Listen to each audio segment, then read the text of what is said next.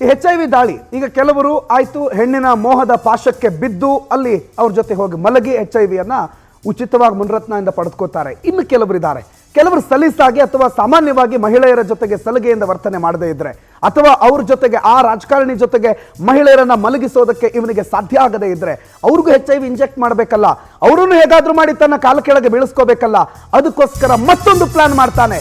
ಮತ್ತೊಂದು shocking story. ಕೇವಲ honey trap ಮಾತ್ರ ಅಲ್ಲ, ಏಡ್ಸ್ ರೋಗಿಗಳಿಂದ ಆಗಲೇ ಹೇಳಿದ್ವಲ್ಲ, ಒಂದು ನೀವು ಬರಬೇಕು ನಾವು ಹೇಳಿದಾಗ, ಇನ್ನೊಂದು ನಿಮ್ಮ ರಕ್ತ ಬೇಕು. ರಕ್ತ ಚರಿತ್ರೆ ಇದು.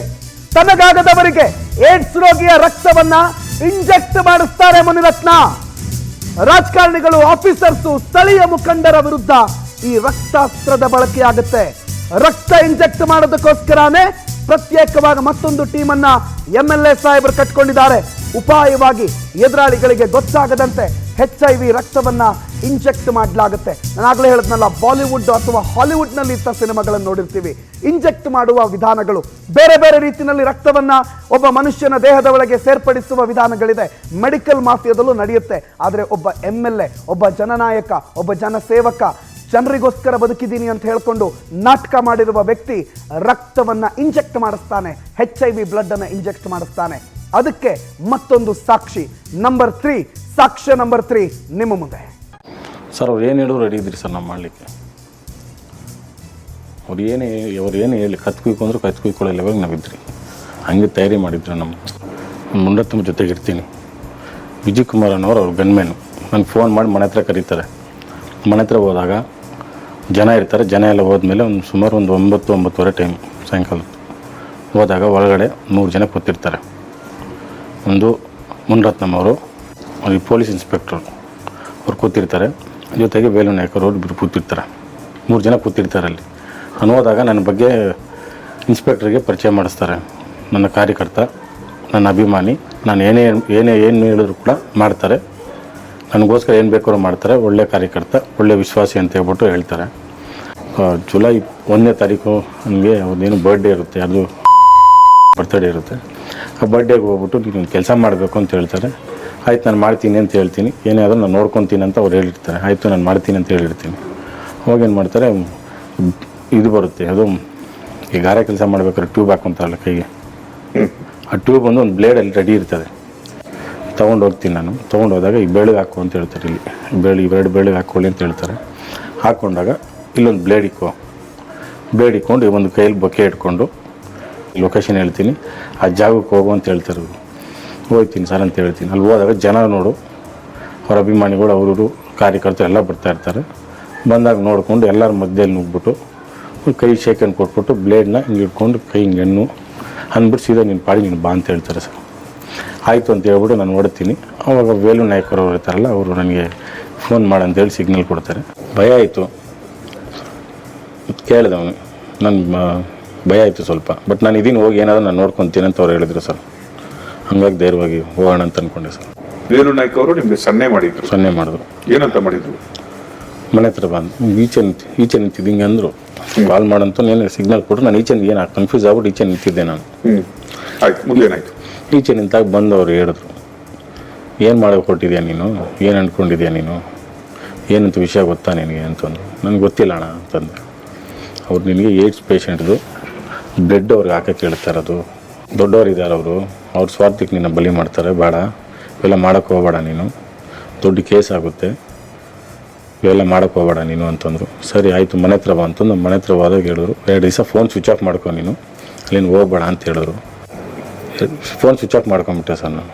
2 ದಿನ ವೇಲಣ್ಣ ಹೇಳ್ತಾರೆ, ಎಲ್ಲರೂ ಫೋನ್ ಸ್ವಿಚ್ ಆಫ್ ಮಾಡ್ಕೊಂಡು ಎಲ್ಲರೂ ಹೋಗ್ಬಿಡು ನೀನು, ಇವೆಲ್ಲ ಮಾಡೋಕ್ಕೆ ಹೋಗಬೇಡ ಅಂತ ಹೇಳಿದ್ರು.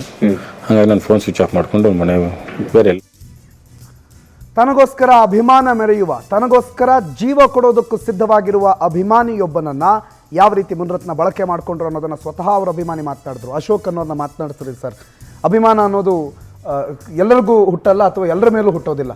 ಅಂಥ ಅಭಿಮಾನಿಗಳನ್ನು ಬಳಕೆ ಮಾಡಿಕೊಳ್ಳುವಂಥ ರಾಜಕಾರಣಿ, ತನ್ನನ್ನು ಗೆಲ್ಲಿಸಿದವರನ್ನು ಬಳಕೆ ಮಾಡಿಕೊಳ್ಳೋ ರಾಜಕಾರಣಿ. ಬ್ಲಡ್ ಇಂಜೆಕ್ಟ್ ಹಾಲಿವುಡ್ ಸಿನಿಮಾಗಳಲ್ಲಿ ನಾವು ನೋಡಿದ್ದೀವಿ ಸರ್. ಟ್ರಾನ್ಸ್ಮಿಷನ್ ಆಫ್ ಡಿಸೀಸ್ ಅಥವಾ ಡಿಸಾಸ್ಟರ್ ಅನ್ನೋದನ್ನು ಇದು ಭಾರತದಲ್ಲಿ, ಕರ್ನಾಟಕದಲ್ಲಿ ನಮ್ಮ ಕಾನ್ಸ್ಟಿಟ್ಯೂನ್ಸಿ ಎಲ್ಲ ನಡೀತಾ ಇದೆ ಅನ್ನೋದನ್ನ ಒಪ್ಪೋದಕ್ಕೂ ಸಾಧ್ಯ ಇಲ್ಲ, ಅದನ್ನು ಯೋಚನೆ ಮಾಡೋದಕ್ಕೂ ಸಾಧ್ಯ ಇಲ್ಲ. ನಮ್ಮ ವಿಧಾನಸಭಾ ಕ್ಷೇತ್ರದಲ್ಲಿ ಅನ್ನೋದಕ್ಕಿಂತಲೂ ನಮ್ಮ ಜನಪ್ರತಿನಿಧಿ ನೋಡಿ, ಈ 3 ಜನಗಳ ಬೈಟ್ ಕೇಳಿದ್ರಿ ನೀವು. ಅವರು ಮಾತಾಡೋದನ್ನು ಕೇಳಿದ್ವಿ. ಇದನ್ನು ಹೆಂಗೆ ನಂಬುವುದು? How we can believe this? ಅವರು ರಾಜಕೀಯ ವಿರೋಧಿಗಳಿರ್ಬೋದು, ಆ ದಿನದ ಒಂದು ಫಾಲೋವರ್ ಅಂತ ನಾವೇನು ಮುನಿರತ್ನ ಅಭಿಮಾನಿಗಳ ಸಂಘದ ಅಧ್ಯಕ್ಷನಾಗಿದ್ದಂಥ ಅಶೋಕ್ ಏನು ಬೈಟ್ ಕೊಡ್ತಾನೆ, ಅವನು ಇವತ್ತೇನೋ ಮುನಿರತ್ನನಿಂದ ಬೇರೆಯಾಗಿ ಹೊರಗಡೆ ಹೋಗಿರ್ಬೋದು, ಹೊರಗಡೆ ಬಂದು ಈ ರೀತಿಯ ಸ್ಟೇಟ್ಮೆಂಟನ್ನು ಕೊಟ್ಟಿರ್ಬೋದು. ಅಥವಾ ವೇಲು ನಾಯ್ಕರ್ ಏನಿದ್ದಾರೆ ಅವರು ಮಾಜಿ ಕಾರ್ಪೊರೇಟರ್, ಅವರೊಟ್ಟಿಗೆ ನಿಂತವನು ಈಗ ಇನ್ನೊಂದು ಪಾರ್ಟಿಗೆ ಬಂದವರೆ, ಆ ಒಂದು ದ್ವೇಷದಿಂದನೂ ಹೇಳ್ತಾ ಇರ್ಬೋದು. ಅಥವಾ ಆ ಲೇಡಿ ಯಾರು ಮಾತಾಡ್ತಾ ಇದ್ದಾರೆ ಸಂತ್ರಸ್ತೆಯಾಗಿದ್ದಾರೆ ಇವತ್ತವರು, ಅವರು ಮಾತಾಡ್ತಾ ಇದ್ದಾರೆ ಯಾವುದೋ ಒಂದು ಆಮಿಷ ಒಡ್ಡಿ ಅದು ಆಗಿಲ್ಲ ಅಂತ ಹೇಳುವ ಕಾರಣಕ್ಕೂ ಹೇಳಿರಬಹುದು ಅನ್ನುವ ಊಹೆ ನಾವು ಇಟ್ಕೊಬೇಕಾಗುತ್ತೆ. ಯಾಕಂದ್ರೆ ಮುನಿರತ್ನ ಅವರು ಒಬ್ಬ ದಿಗ್ಗಜ ರಾಜಕಾರಣಿ ಮಾತ್ರ ಅಲ್ಲ, ನಮ್ಮ ಕ್ಷೇತ್ರದ ಪ್ರತಿನಿಧಿ ಮಾತ್ರ ಅಲ್ಲ, ಕರ್ನಾಟಕದ ವಿಧಾನಸಭೆಯನ್ನು ಪ್ರತಿನಿಧಿಸ್ತಾರೆ. ಅವರು ಮಂತ್ರಿಯಾಗಿದ್ದವರು, ಕರ್ನಾಟಕ ರಾಜ್ಯದ ಮಂತ್ರಿಯಾಗಿದ್ದವರು. ಅವರ ಮೇಲೆ ಇಂಥದ್ದೊಂದು ಆಪಾದನೆ ಮಾತ್ರ ಅಲ್ಲ, ಈವನ್ ಒಬ್ಬ ಕಾಮನ್ ಪರ್ಸನ್ ಮೇಲೇನು ಇಂಥದ್ದು ಒಂದು ಆಪಾದನೆ ಮಾಡಬೇಕಾದ್ರೆ ಒಂದು ಟಿವಿ ಚಾನಲ್ ಅಥವಾ ಒಂದು ಜರ್ನಲಿಸಮ್ ಅಥವಾ ಒಂದು ಜರ್ನಲಿಸ್ಟ್ ಅಥವಾ ಒಂದು ಸಾಮಾನ್ಯ ಪ್ರಜೆಗೂ ಕೂಡ ಗುರುತರವಾದ ಜವಾಬ್ದಾರಿ ಇರುತ್ತೆ. ಐ ವಾಸ್ ಶಾಕ್ಡ್ ಇವರು ಹೇಳಿದಾಗ ಮಾತ್ರ ಅಲ್ಲ, ನನಗೆ ಒಂದು ಸಂಶಯದ ಹುತ್ತ ಬೆಳೆದಿತ್ತು. ಎಲ್ಲೋ ನಮ್ಮನ್ನು ಯೂಸ್ ಮಾಡಿಕೊಂಡು ಮುನಿರತ್ನಂ ಅವರನ್ನು ತುಳಿತಾ ಇದ್ದಾರೆ ಇವರು. ಅಲ್ಲ, ಬಾಯಿ ಬಂದಂಗೆ ಸ್ಟೇಟ್ಮೆಂಟ್ ಕೊಟ್ಬಿಟ್ಟು ಮುನಿರತ್ನಂ ಅವರ ಮಾನಹಾನಿ ಮಾಡ್ತಾ ಇದ್ದಾರಾ? ಅಥವಾ ಮುನಿರತ್ನನವರ ರಾಜಕೀಯ ವಿರೋಧಿಗಳು ಅಂತ ನಾವು ಈಗ ನಾವು ಮಾಡಿದ್ರೆ ಹೇಳ್ತಾರಲ್ಲ, ಓ ಅವ್ರು ಮಾಡಿಸಿರ್ಬೋದು, ಇವರು ಮಾಡಿಸಿರ್ಬೋದು, ಅವ್ರೇನಾದ್ರೂ ಯಾರಾದ್ರೂ ಕಳಿಸಿರ್ಬೋದಾ ಅನ್ನೋ ಭಾವನೆ ನನಗಿತ್ತು. ಬಿಕಾಸ್ ನಾನು ಮುನಿರತ್ನ ಹತ್ರ ತುಂಬ ಮಾತಾಡಿದ್ದೆ, ಭಾರಿ ದೊಡ್ಡದು ಮಾತಾಡುವವರು ಅವರು. ಓಕೆ, ತನ್ನ ಲೋ ಲೆವೆಲ್ ಜೀವನದಿಂದ ಹಿಡಿದು ಹೈಫೈ ಜೀವನದವರೆಗೆ ಸಾವಿರಾರು ಕೋಟಿಯನ್ನು ನಮ್ಮ ಹತ್ರ ಮಾತಾಡುವವರು ಅವರು. First chance we tried with Munirathna. ಇವರು ಫಸ್ಟ್ ನಾನು ಎಣಿಸಿದ್ದು ವೆದರ್ ಮುನಿರತ್ನರವರು ಹರ್ಡಿ ಟ್ರ್ಯಾಪ್ ಮಾಡ್ತಾರಾ ಇಲ್ವಾ ಅನ್ನೋದನ್ನು ಚೆಕ್ ಮಾಡಬೇಕು ಅನ್ನೋದು.